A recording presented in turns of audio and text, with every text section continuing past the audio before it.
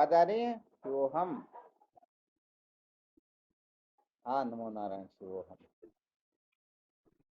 हाँ, शिवोहम।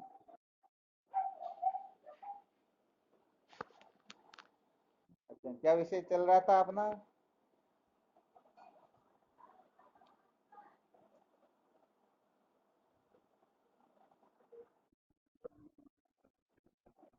संसार को बनाए रखकर कभी भी सत्य का साक्षात्कार नहीं किया जा सकता।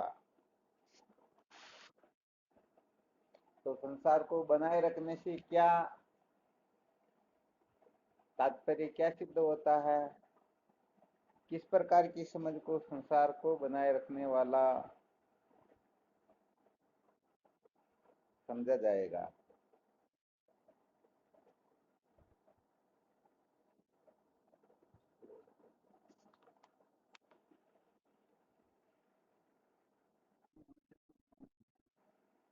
क्या हुआ?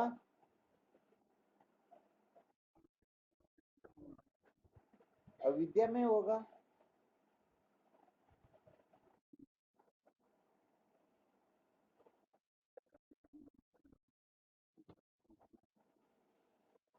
अर्थात अविद्या काम कर्म के चक्कर में जो पड़ा हुआ है, समझना चाहिए वह संसार को बनाए रखना चाहेगा।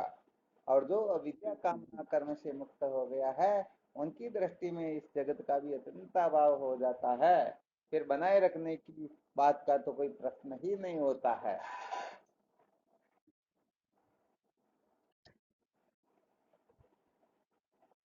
अच्छा, यहाँ पर बनाए रखने का जो बार बार अपन वर्णन करते हैं ना, संसार को बनाए रखना, बनाए रखना, बनाए रखना, इसी को ज्ञान कहते हैं।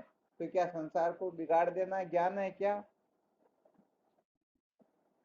हाँ, वैसे देखा जाए तो संसार को बिगाड़ना भी बनाए रखने की वासना ही होती है। ध्यान देना थोड़ा अच्छी तरह से।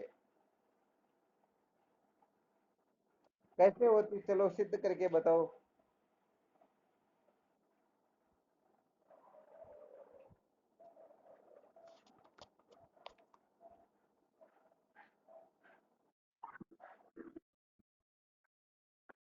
हाँ शिवम, बोलो।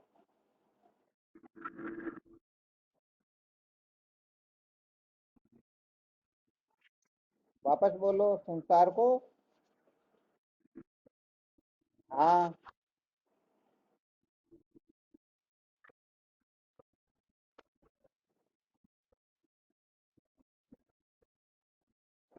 हाँ, नहीं, वो तो बिल्कुल ठीक बात है। परंतु कहने का मतलब बनाए रखने वाला तो अज्ञानी है, परंतु संसार को जो बिगाड़ने की चेष्टा करता है, क्या वह ज्ञानी है? क्यों नहीं है?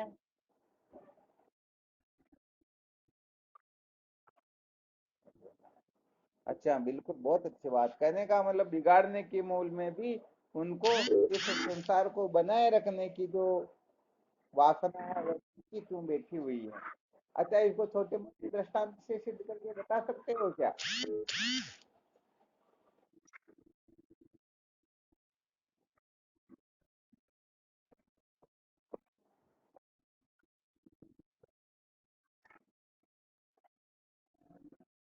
ये प्रश्न अनुभूति होने का ये नहीं है। सत्य निश्चय होने के पश्चात बनाए बिगाड़े बिगाड़ने का जो आग्रह समाप्त हो जाता है, वो तो ज्ञान की अवस्था है।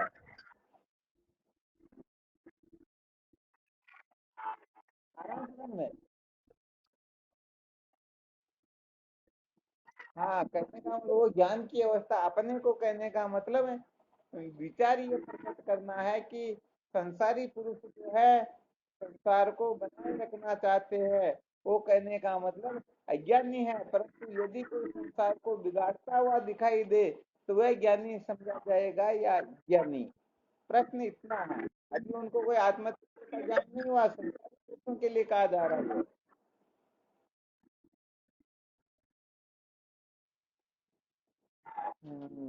थोड़ा इसको किसी दृष्टांत से सिद्ध करके बताओ ना।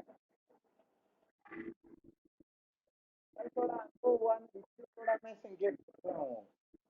हम सोचते हैं कि इससे संसार बिगड़ जाएगा, तो बिगड़ेगा नहीं, वो बना ही रहेगा।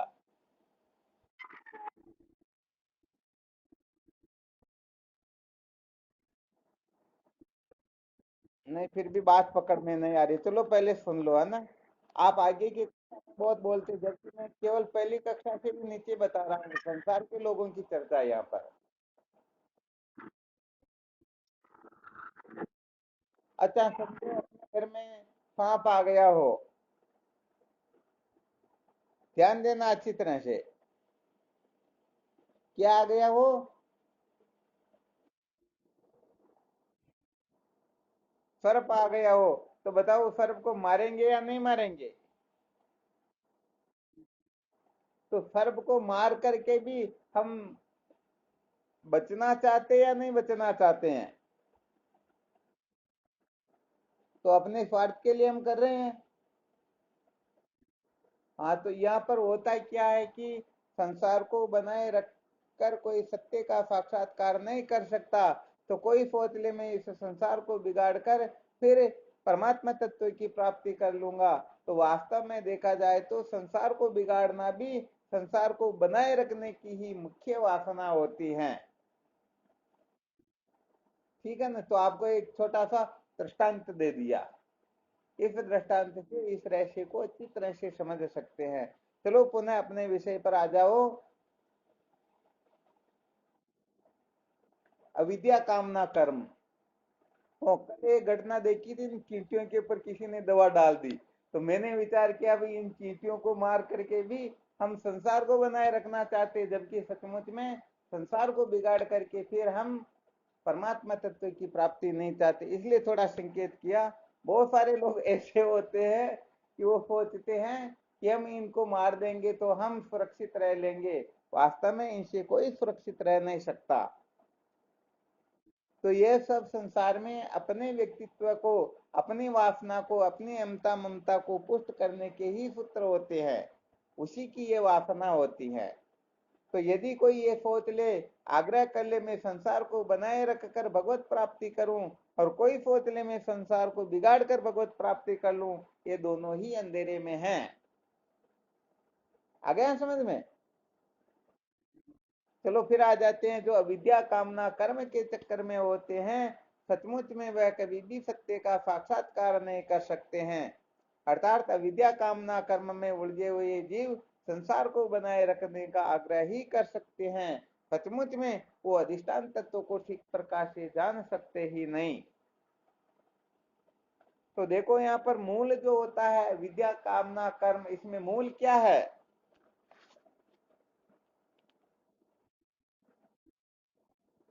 अविद्या मूल क्यों, सिद्ध करके बताओ।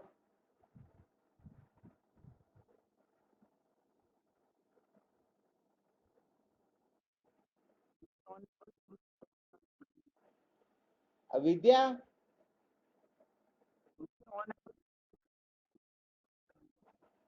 चलो इसको सिद्ध करके बताओ, अविद्या से कामना कैसे उत्पन्न होती है?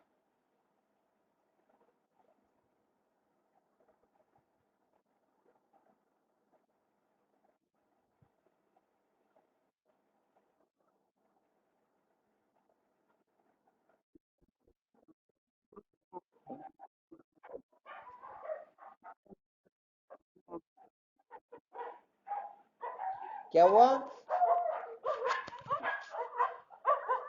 हाँ, ये बात बिल्कुल ठीक है, अविद्या से कामना होती है, परंतु अविद्या से कामना कैसे होती है इसको थोड़ा सिद्ध करके बताओ।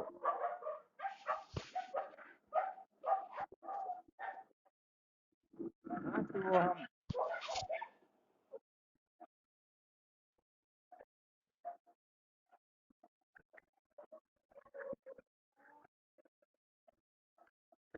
वापस बोलो।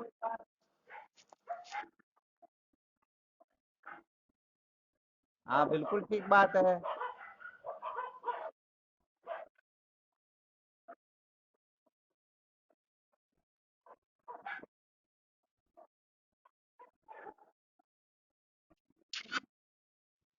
हाँ, ठीक बात है। ये सिद्धांत का वर्णन किया है। यहाँ पर थोड़ा यहाँ पर थोड़ा दृष्टांत बताओ, दृष्टांत के द्वारा सिद्ध अच्छा होगा। हाँ शिव। हाँ।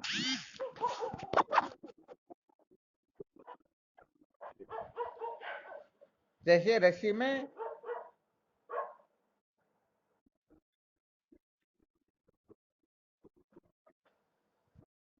बहुत बहुत साधुवाद। अब की बार बात कुछ और हुई। कहने का मतलब जब दृष्टांत के लिए कथन किया जाता, तो रस्सी में जो सर्प की प्रतीति हुई किससे हुई, किस कारण से हुई? हाँ, क्या बात, धन्यवाद। अविद्या से रस्सी में सर्प की प्रतीति होती है, और जैसे ही सर्प की प्रतीति होती है तो किसी न किसी प्रकार की कामना उदय हो जाती है। कामना किस प्रकार की? इसको मारना या दूध पिलाना। हाँ, बहुत अच्छी तरह से ध्यान देना। देखो, इस प्रकार से यदि समझोगे तो सच्ची बात है, किसी प्रकार का संशय रहेगा ही नहीं। हाँ, अब सिद्धांत में हम कथन कर सकते हैं कि अपने स्वरूप को न जानने से या परमात्मा तत्व को न जानने से ये नाम रूपात्मक प्रपंच प्रतीत होता है, और फिर हम इसके लिए अनेक प्रकार की कामनाएं करने लग जाते हैं। तो देखो, दृष्टांत से क्या होता है, वो सिद्धांत जो थोड़ा और कुटस्थ हो जाता है, और सबके समझ में भी अच्छी तरह से आ जाता है। तो देखो, अविद्या से ही कामना उत्पन्न होती है। यदि अविद्या न हो तो किसी प्रकार की कामना उत्पन्न होगी ही नहीं। आ रहा है समझ में? अच्छा, कामना से फिर कर्म कैसे होते हैं?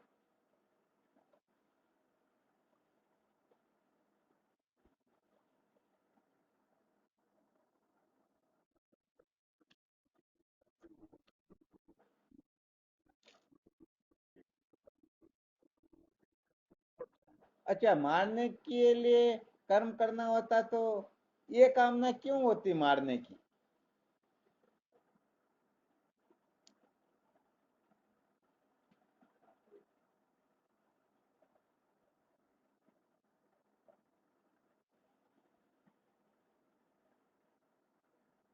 अरे, इतना टाइम कैसे लगा? अरे भाई, यदि हम सर्प को नहीं मारेंगे तो सर्प अपने को मार देगा, बात तो इतनी सी है। अब क्या समझ में? तो कहने का मतलब, कर्म की ओर जो प्रवृत्ति हुई, तो वह कामना जो हुई खुद के जीवित रहने की इच्छा से हुई, कि यह सर्प मुझे कहीं नुकसान न पहुंचा दे। इसीलिए फिर डंडा लेकर के मारने की जो प्रवृत्ति होती है, वो इसी कामना की पूर्ति के लिए होती है। तो देखो, यहाँ पर अविद्या से कामना होती है, कामना से कर्म होते हैं, और कर्म से क्या होता? ये पुनः पुनः जन्म मरणादिक नवीन नवीन शरीरों की उत्पत्ति होती रहती है। तो यहाँ पर मूल जो पुत्र था, मूल पुत्र होता है केवल और केवल मात्र विद्या। कामना कर्म का मूल पुत्र हो, ध्यान रखना, ये मत समझना कि परमार्थ तत्व अविद्या हो गई। कामना और कर्म के मूल में अविद्या होती है। यदि अविद्या न हो, अज्ञान न हो, वस्तु का यथार्थ बोध होता हो, अन्यथा बोध न होता हो, तो न तो कामना होगी न कर्म होगा। तो रस्सी में सर्प की प्रतीति होती है, इसीलिए उसको मारने की इच्छा होती है। सीपी में चांदी की प्रतीति होती है, इसीलिए उसको लेने की इच्छा होती है। और यदि रस्सी का ज्ञान हो जाए, सीपी का ज्ञान हो जाए, तो बताओ, मारने का और लेने के लिए दौड़ने की क्रिया चेष्टा रूप जो कर्म होता है, वह होगा क्या?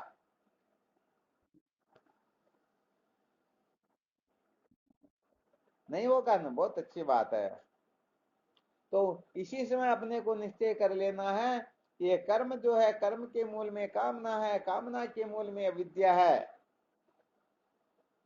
तो जब तक अविद्या की निवृत्ति नहीं होगी, तब तक कहने का मतलब, ये कामना और कर्म कल्प कल्पांतर के पश्चात भी पीछा छोड़ने वाले नहीं है। और यदि अविद्या की निवृत्ति हो जाए, तो ये कामना कर्म ऐसे भस्म हो जाते हैं जैसे सूर्य उदय होने पर रात्रि भस्म हो जाती है, या स्वप्न से जगने के पश्चात स्वप्न का प्रपंच भस्म हो जाता है। ऐसे ही अविद्या की निवृत्ति से ये कामना कर्म शेष रहते ही नहीं। और जब कामना कर्म शेष नहीं रहते तो इसी को कहते हैं, क्या कहते हैं, मुक्ति। तो ये मुक्ति जो होती है, मरने के बाद में जो मुक्ति करते हैं, उस मुक्ति से मुक्ति नहीं होती। ये मुक्ति तो अविद्या के भस्मीभूत होने पर ही होती है। तो अविद्या की निवृत्ति को ही परमात्मा की प्राप्ति कहा जाता है, अविद्या की निवृत्ति को ही ज्ञान कहा जाता है, अविद्या की निवृत्ति ही जीवन का सार होता है। इसलिए जब तक हम अविद्या के चक्कर में पड़े रहेंगे, तब तक समझो हम संसार को बनाए रखना चाहेंगे। और जब अविद्या की असलियत समझ में आने लगेगी, तो देखा जाए तो वास्तव में न चाहते हुए भी ये संसार भस्म हो जाएगा। हम इनको बनाए रखना चाहेंगे, फिर भी ये संसार रहेगा ही। अरे तो अविद्या से आवृत, अविद्या से ही प्रतीत होता, जब विद्या की ही निवृत्ति हो गई तो संसार है कहां पर, नहीं है ना। तो वास्तव में देखा जाए तो साधकों को इन किन प्रकार अविद्या की निवृत्ति के लिए प्रयत्न करना चाहिए। अर्थात इस रहस्य से, इस सूत्र से, इस संकेत से इतना तो समझ ही लेना चाहिए कि अविद्या निवृत्ति के लिए भले हम प्रयास न कर सके कोई दिक्कत नहीं है, परंतु जो अविद्या है उस अविद्या को बढ़ाए तो नहीं। आराम समझ में। हाँ, इसी अविद्या को बढ़ाओगे तो जन्म मृत्यु की श्रृंखला से कभी मुक्त नहीं हो पाएंगे। अरे भाई हमने कुछ नहीं किया तो भी पता नहीं कितना ये संसार बढ़ा हुआ है, और पता नहीं हम कुछ कुछ न कुछ गड़बड़ घोटाला करेंगे तो धीरे धीरे संसार बढ़ता है या नहीं बढ़ता। कभी गजाई को देखा है क्या, उसके कितने पैर होते हैं। तो वैसे ऐसे ही संसार में प्राणी गजाई बन जाते हैं। पहले तो दो पैर होते, फिर चार पैर हो जाते, फिर छह होते, आठ होते, 10 होते, ये करते करते पता नहीं कितने हो जाते हैं। तो अविद्या बढ़ी या घटी।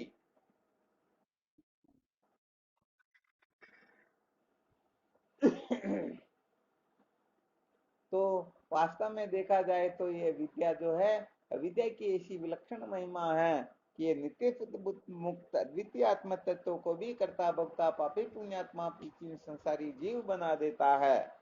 ये विद्या इतनी खतरनाक है। अरे इसीलिए तो उनको अगट घट मापट ऐसी ये माया जो होती है, इसको इसलिए ऐसा कहा जाता है कि आत्म तत्व में किसी प्रकार की इच्छा आदि का संभव ही नहीं है, फिर भी ये करके दिखा देती हैं।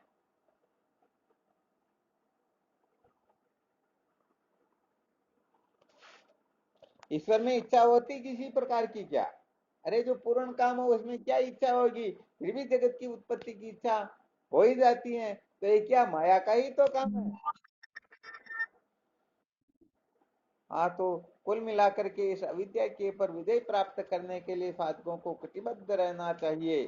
बारंबार अविद्या की निवृत्ति कैसे होती है, ऐसे यही चिंतन मनन करना चाहिए। तो सचमुच में सच्चे हृदय से अविद्या के बंधन से छुटकारा चाहता है, समझ लेना चाहिए वे ही वास्तव में सच्चे साधक होते हैं। और जो अविद्या को और मजबूत करना चाहते हैं, बढ़ाना चाहते हैं, वो साधक नहीं होते, एक नंबर के संसारी होते हैं, वो तो पामर पुरुष ही होते हैं। तो कुल मिलाकर के जैसे रस्सी के ज्ञान से सर्प की भ्रांति होती है, वैसे ही अविद्या के कारण ही परमात्मा ही जीव जगत ईश्वर के रूप में प्रतीत तो होते हैं। और यही सारे के सारे अनात्म प्रपंच के कारण ही हम इनमें सत्यत्व प्रियत्व और मणित्व बुद्धि करके बंध जाते हैं। तो सारी की सारी महिमा किसकी हुई, अविद्या की। किसकी, हाँ, अविद्या के कारण ही ये सारा का सारा संसार चक्र है। तो ऋषि को न जानने से सर्प की भ्रांति होती है, ऐसे ही परमात्मा तत्व को न जानने से, अपने आप को न जानने से ही ये सारा का सारा संसार चक्र प्रतीत होता रहता है। तो यहाँ पर यदि अविद्या के बंधन से मुक्त होना है तो केवल और केवल मात्र आत्म तत्व का यथार्थ बोध प्राप्त करना होगा। ये वेदांत की जो विद्या होती है, ये ब्रह्म विद्या जो है, ये ब्रह्म विद्या ही ये विद्या को मूल सहित भस्मीभूत कर सकती हैं। बाकी जितने भी साधन हैं, वो सारे के सारे साधन इस विद्या को और पुष्ट करेंगे और मजबूत करेंगे।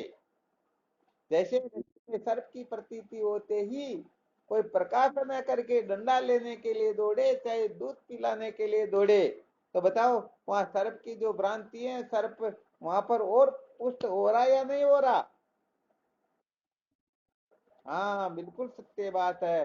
तो विद्या की निवृत्ति के लिए तुम कुछ भी क्यों ना करे, निश्चित रूप से अविद्या और पुष्ट होगी।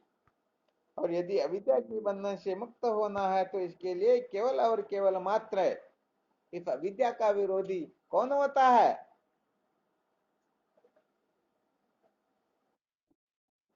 हाँ, विद्या के विरोधी केवल मात्र विद्या होती है, क्योंकि विद्या से ही अविद्या की निवृत्ति हो सकती है।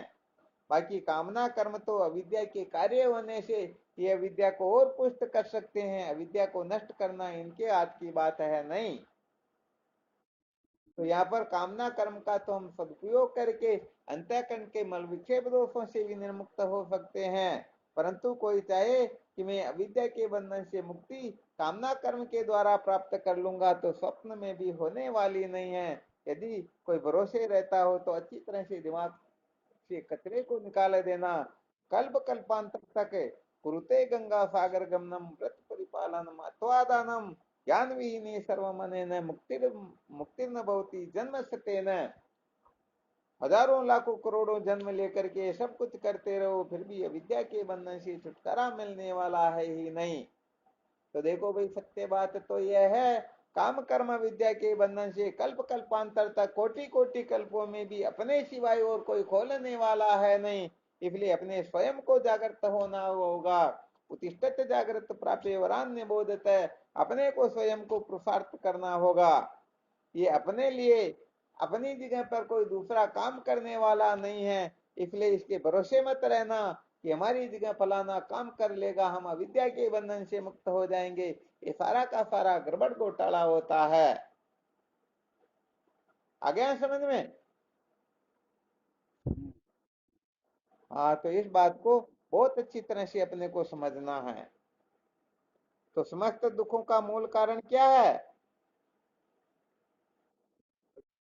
हाँ, केवल और केवल मात्र अविद्या जो होती है वही मूल कारण होती है। अविद्या के सिवाय और कोई बांधने वाली वस्तु हाँ है नहीं, ये विशेष बात है। तो क्या समझना आपने को? हाँ, वापस बोलो।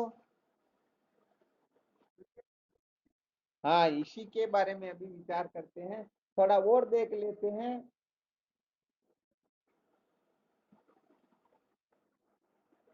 केवल और केवल मात्र मूल कारण जो है बंधन का, वह विद्या ही होती है।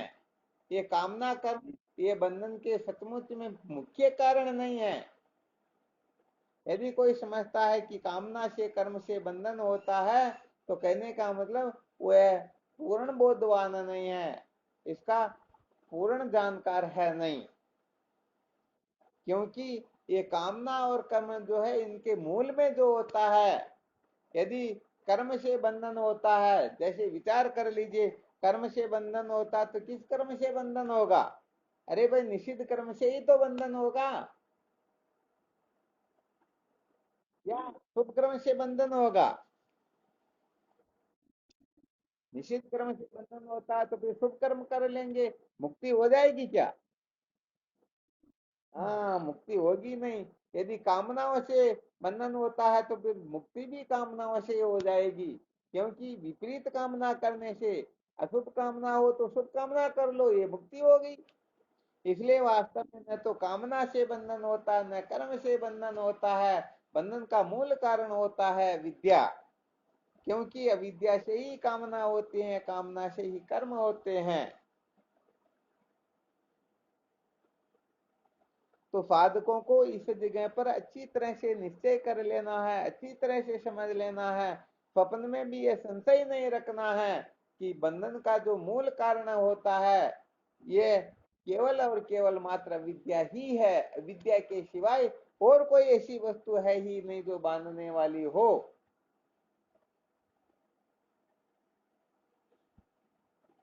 तो कहने का मतलब, संसार में बहुत सारे लोग कहते हैं भगवान की स्मृति से बंधन होता तो भगवान की स्मृति से मुक्ति हो जाएगी, तो भाई यदि विस्मृति से बंधन हुआ हो तो स्मृति से हो सकता है, परंतु विस्मृति से बंधन नहीं हुआ हो तो स्मृति से काम चलने वाला, वासना से बंधन हुआ हो तो उपासना से मुक्त हो जाए, मुक्ति हो जाएगी। परंतु वास्तव में वासना से बंधन नहीं होता है, बंधन तो केवल और केवल मात्र विद्या से होता है। किसी से होता है बंधन? चलो अपने बारे में सिद्ध करके बताओ, सिद्ध वास्तव में बंधन इस प्रकार से होता है, ये कामना कर्म कैसे होती हैं स्वयं के बारे में। कौन कौन से साधक इसमें प्रथम नंबर पर आते हैं, देखते हैं थोड़ा प्रैक्टिकल करके भी।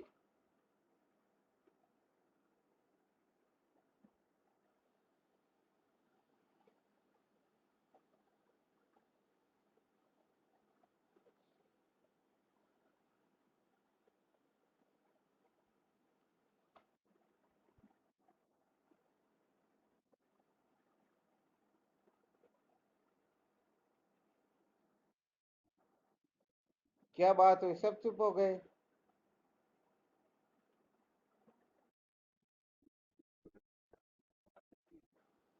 हाँ बांध लेती तो कैसे बांध लेती, उनको थोड़ा सिद्ध करके बताना।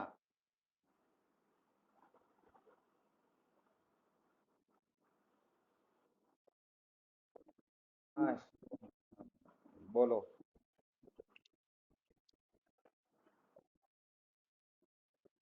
ये क्या बात है, बहुत धन्यवाद है। देखो, इसे कहते हैं बोलने की युक्ति। अच्छा इससे भी थोड़ा पहले चलो, पिता पुत्र मानते इनसे पहले वो क्या मानते, समझो जैसे किसी की शादी नहीं हुई हुई, कोई पिता नहीं बन सका और उनके माता पिता भी मर गए, तो अपने आप को पुत्र भी किसका माने, थोड़ी देर के लिए कल्पना कर लो।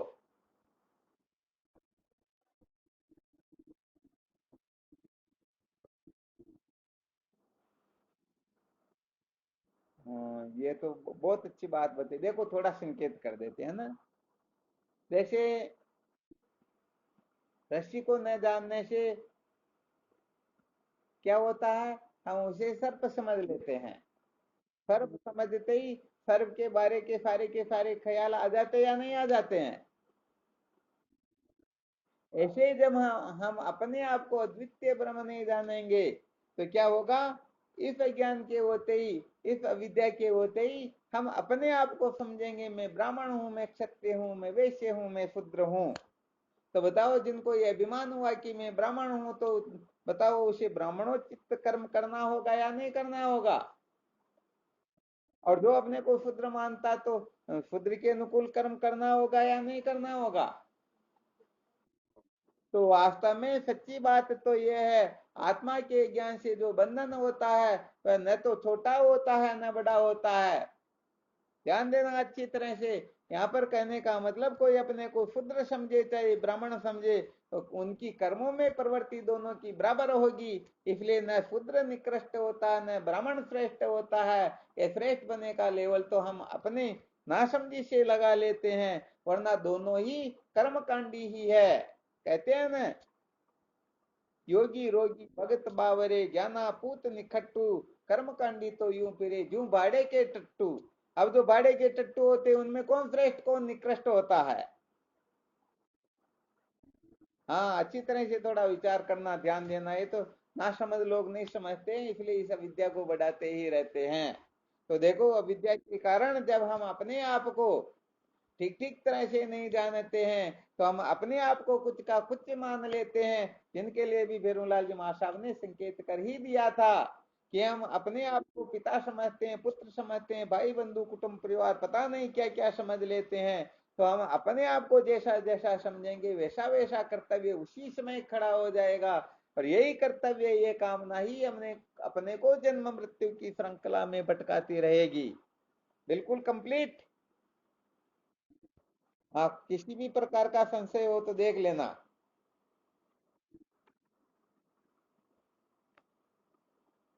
हाँ ये बातें यदि अच्छी तरह से समझ में आ जाएगी ना, तो हम जो आग्रह करके बैठते हैं ना, पागल होकर के भटकते हैं, जैसे नशे करके संसार में बोंदू लोग भटकते हैं ना, वैसे अपना ये नशा उतर जाएगा एक प्रकार से क्योंकि बंधन का मूल कारण केवल मात्र ज्ञान है, केवल मात्र विद्या है।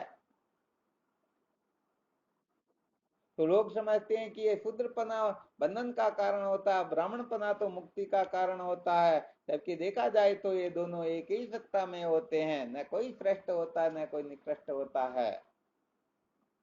इसलिए केवल और केवल मात्र विद्या को ही बंधन का कारण बताया जाता है। अविद्या के सिवाय ऐसी कोई वस्तु है ही नहीं जो बांधने वाली हो।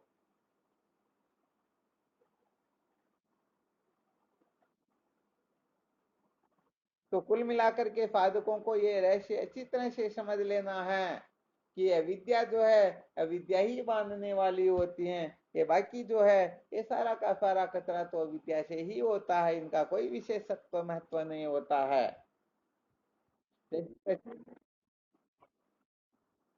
सर्प, किसी को सर्प दिखाई दे, किसी को माला दिखाई दे, और फिर कल्पना करे कि सर्प खराब है और माला अच्छी है, तो समझदारी है क्या ये? नहीं है ना।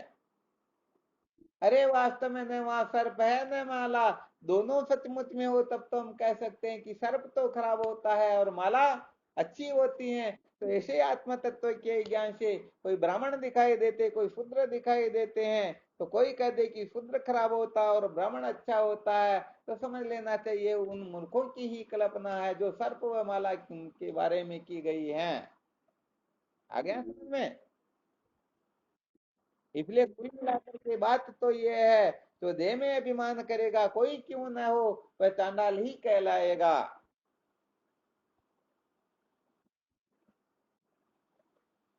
तो सच्ची बात तो ये कामना कर्म जो है, ये विद्या से होते हैं, इसलिए इनको बंधन का कारण शास्त्रकार कह देते हैं। परंतु जिस जगह पर कर्मों का बंधन, कर्मों को बंधन का हेतु बताया जाता है, वहां पर भी उन महापुरुषों के हृदय में यही बात बैठी होती है कि विद्या ही वास्तव में बंधन का कारण है। देखो भगवान वेदव्यास जी महाराज जब ऊंची भुजा उठा करके ये घोषणा करते हैं, कर्मणा बध्यते जंतु विद्या से मुच्यते, कर्म से बंधन होता है और विद्या से क्या होता है?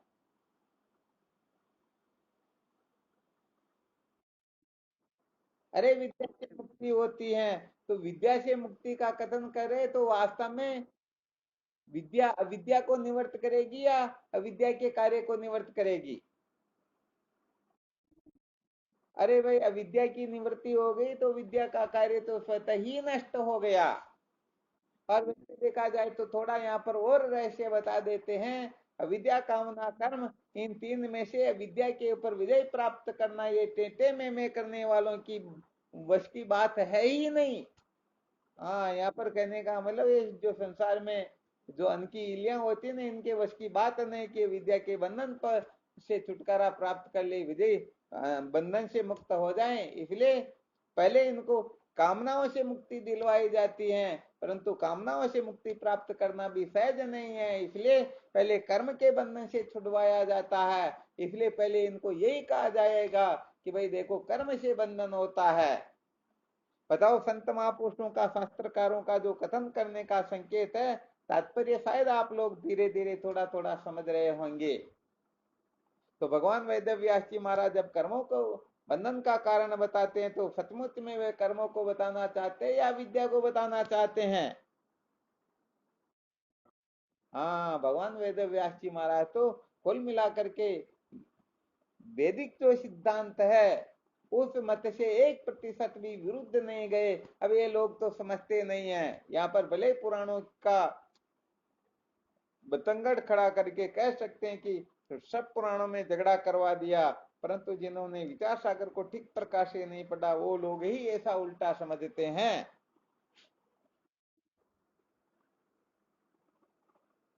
तो अपने को कुल मिलाकर के सबसे पहले यही निश्चय कर लेना है कि अविद्या जो है, अविद्या ही वास्तव में बांधती है और मुझे अविद्या के बंधन से मुक्त होना है। ये बात सचमुच में जो साधक अच्छी तरह से निश्चय कर लेंगे, वो एक न एक दिन निश्चित रूप से विद्या के बंधन से छुटकारा प्राप्त कर लेंगे। और कोई सोच ले में कामनाओं से बंधन होता है, मुझे तो कामनाओं पर मुक्ति प्राप्त करनी है, तो भाई एक ऐसे कामनाओं पर मुक्ति प्राप्त करने वाले बेचारे कितने ही मर गए और कितने ही मर जाएंगे, कभी भी अविद्या के बंधन से उनको छुटकारा मिलने वाला है ही नहीं। अरे कहाँ तक तो कहा जाए, ब्रह्मलोक तक के भोगों से भी यदि किसी को पूर्ण रूप से वैराग्य हो जाए, वो भी जन्म मृत्यु की श्रृंखला में भटकते हैं, फिर बेचारे साधारण जीवों की तो बात ही क्या है।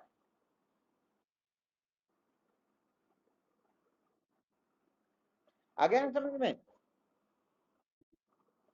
तो भाई देखो, बात यहाँ पर ये है, साधकों को गलती नहीं करनी है। कोर्ट का बटन यदि पहला गलत लग गया तो सारे के सारे गलत ही लगेंगे।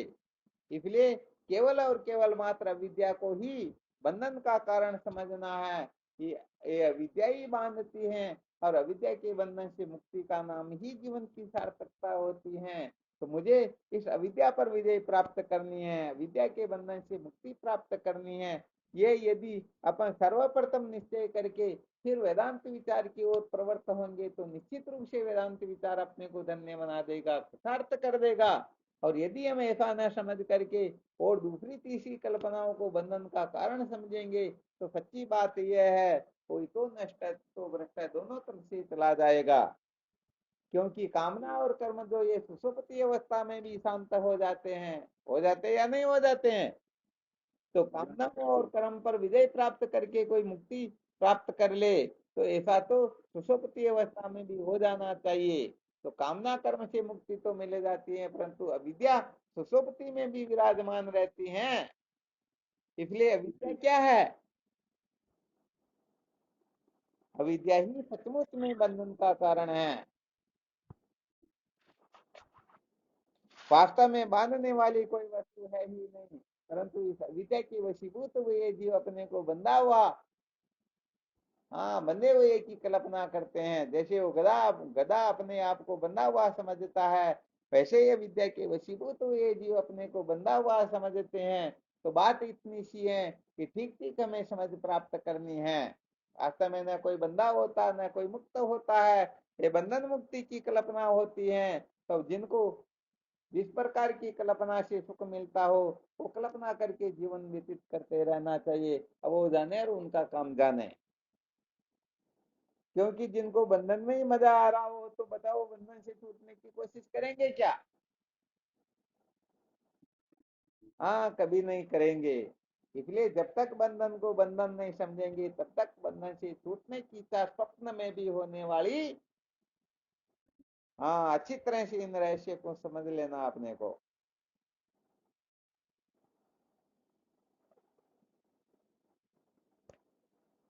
चलो इसमें और किसी को किसी भी प्रकार की शंका हो तो देखो, अविद्या बंधन का कारण है, इसमें और कोई कुछ बताना चाहते हो या कोई शंका हो, कोई सुझाव देना चाहता हो, किसी भी प्रकार का संकेत करना चाहता हो।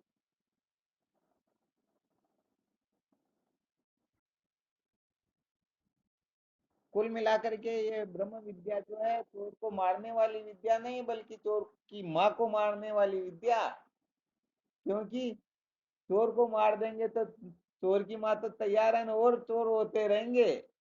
तो ये मूल को निकालने की विद्या, यदि मूल को रहने दोगे तो फिर वृक्ष फूटेगा, फिर फूटेगा, फिर फूटेगा और अपने को कंटकों में उलझाता रहेगा।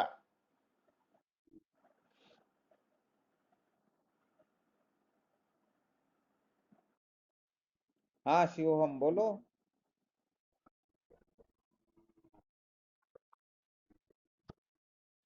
जैसे अंधकार को खत्म करने के लिए क्या अपनाए? बस लाइट जलाते, ऐसे विद्या का विरोधी विद्या होती है। अरे विद्या के लिए तो भाई श्रुति माता स्पष्ट कथन करती है, तद विज्ञानार्थम से गुरु में वाभिगच्छेत समित पणिप्रोत्वे ब्रह्मनिष्ठम। ब्रह्म विद्या की प्राप्ति के लिए केवल और केवल मात्र गुरुदेव की शरण में जाना चाहिए और कहीं पर नहीं। क्योंकि सभी इस विद्या को पुष्ट करने वाले ही मिलते हैं। वैसे इसके सिवाय न भूतो न भविष्यति और कोई साधन है ही नहीं। ये शास्त्रों का निर्णीत अर्थ समझ लो, एक तरह से सिद्धांत समझ लो।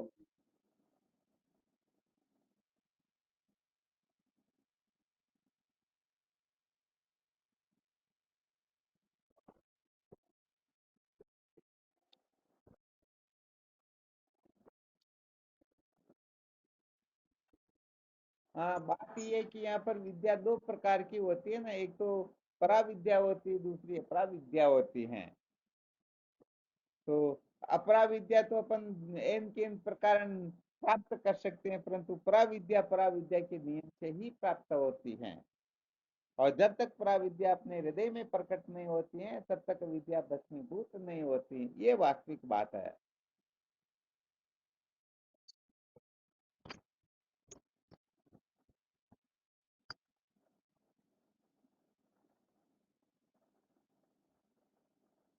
अच्छा, और भी कोई कुछ?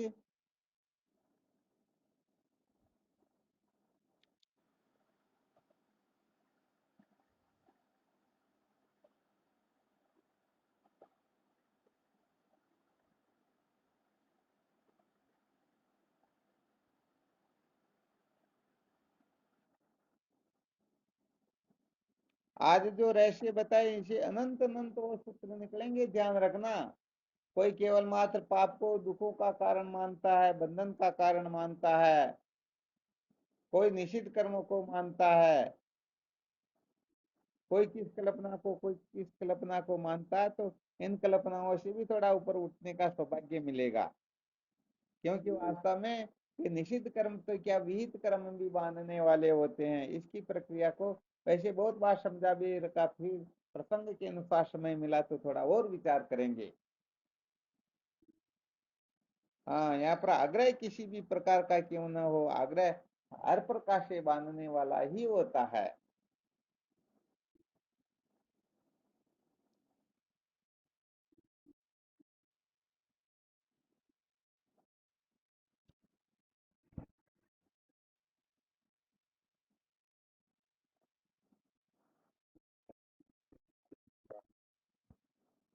बिल्कुल सत्य वचन है।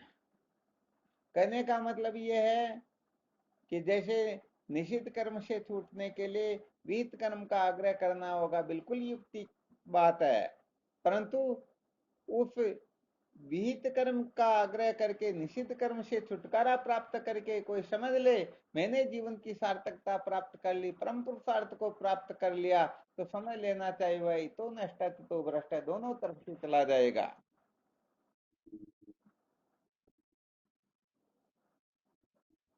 हाँ, बहुत अच्छी तरह से समझने की बात आई है।